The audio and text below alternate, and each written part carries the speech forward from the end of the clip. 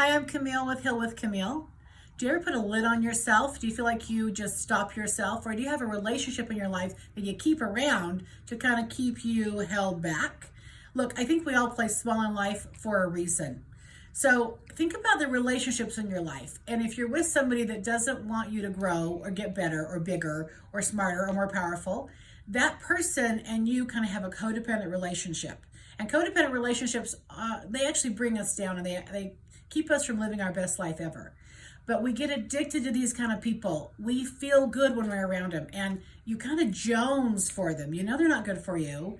I can't tell you how many men have told me that these women they love having sex with, and they just can't get away from that. They love that, but they know they're not the Marianne kind of girl. They know they're not going to marry him. Or you're having an affair with somebody, and you have the best sex ever, but it's not really got a future in it, right? Because you're both married, or one of you is married, etc. So this is the kind of relationship I'm talking about. They probably have a little, they bring out the worst of us type of thing, but we love to hate them. We love to love them. We love to screw them, whatever.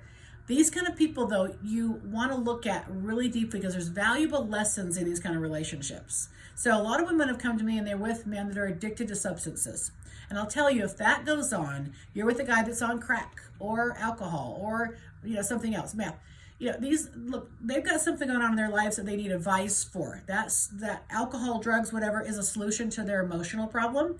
And there has never been a better feeling for you than in the beginning of that relationship, because when that addict wants you, you're the object of their desire, their affection, they will stop at nothing to get what they want. But that's also the truth with the drugs or the alcohol.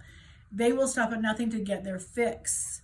And in the beginning of those relationships, you are their fix. Now, and women will, they've told me for years, I just have never felt more loved in my life. I feel so connected to this guy. He gets me. He sees me. Well, he probably does, because that's what he's good at, is figuring you out to kind of close the deal and get you committed. But as soon as you're committed, there's not much coming back to you with these kind of relationships. You become the enabler. You become something they have to make their life work, okay? So they can continue their activity with their drugs and alcohol. But these kind of relationships are the hardest to break because you feel valued, you feel needed, you feel loved. And then every time you're kind of almost out the door, they go back to the same guy that they used to be when they had to have you.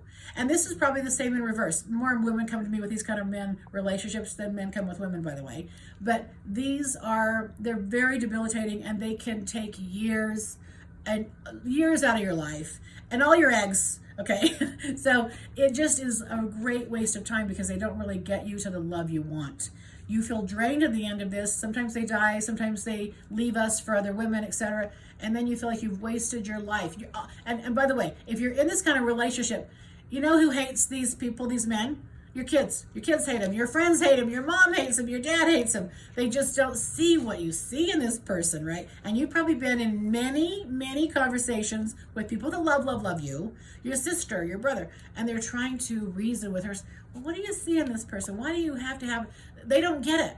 No one gets it but you. But you got to realize you're hooked. You're an addict too. And what you're addicted to is that kind of unavailable relationship.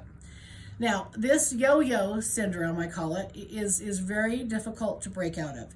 You're going to have to talk it through, and you've got to identify it. But if you've got somebody in your life someone's trying to get you away from because they're bad for you, I mean, maybe they are bad for you. Maybe they've hit you when they were drunk or high. But they were drunk or high. That wasn't when they were sober, whatever. You can't justify that crap at some point. But these kind of relationships are like a drug for you to get out of too. And the problem is the longer you stay, the longer they're high or drunk because you make their life work. You're the battery for them. You're being siphoned from. The energy is being drained from you, and then they live off your vibe, off your energy. They only go for smart, intelligent, beautiful people.